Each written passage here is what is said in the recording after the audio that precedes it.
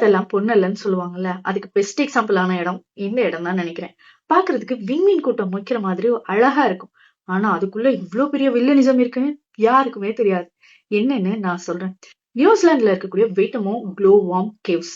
இந்த கேவ்ஸ் மக்கள் மத்தியில ரொம்ப பிரபலமான கேவ்ஸ் தான். மக்கள் அதிகமா இங்க வந்து பார்க்கணும்னு நினைப்பாங்க.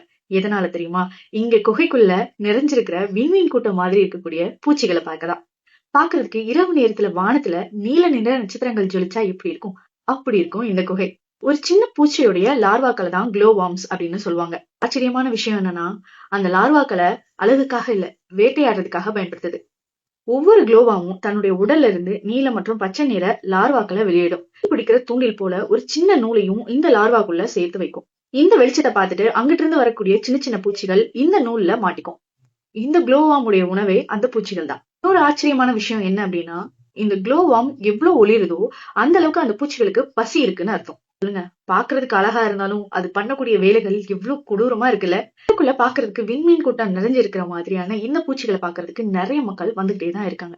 மக்களுக்கு சில விஷயங்கள் ஃபாலோ பண்ண சொல்லுவாங்க.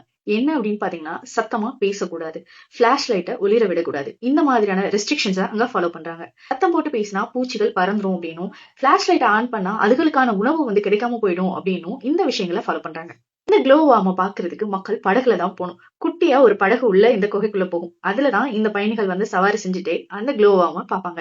பாக்குறதுக்கு என்னதான் வெளித்தோற்றம் அழகா இருந்தாலும் உள்ளுக்குள்ள எவ்வளவு வெஞ்சன்ஸ் இருக்குங்கிறத இந்த மாதிரியான விஷயங்களும் காட்டுது.